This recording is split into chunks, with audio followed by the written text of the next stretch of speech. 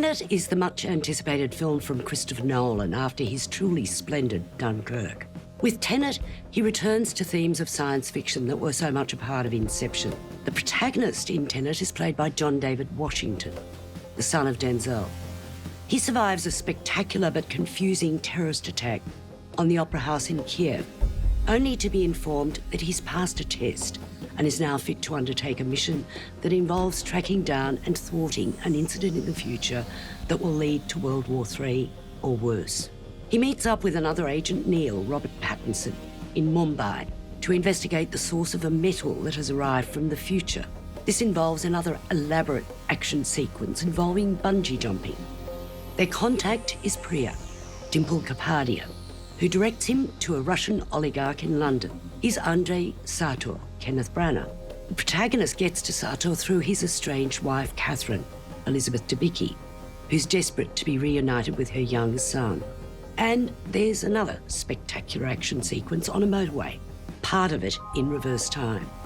Sartor has a hold over Catherine involving a painting by Goya. This leads to another wildly expensive action sequence in Oslo.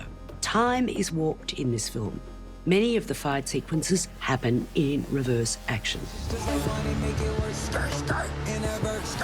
have no idea what you're getting yourself into if you go through that door. It's slow motion when I dance.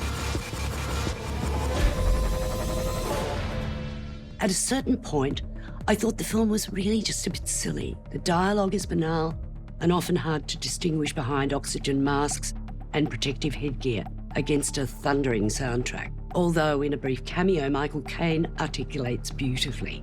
The performances that impressed were those of Kenneth Branagh, if you can forget he's Kenneth Branagh, and Robert Pattinson. But this is not a film for the actors, it's a film for the action.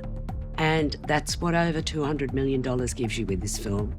It's confusing. In one sequence, you have something happening in the present and in the past, while other stuff is happening in the future. At least, I think that's the way it was happening.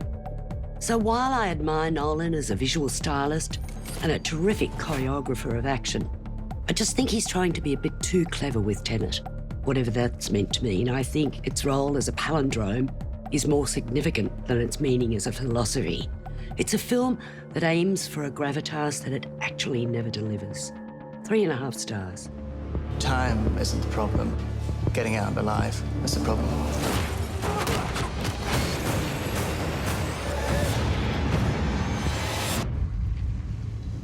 What do you think we're seeing? The detritus of a coming war.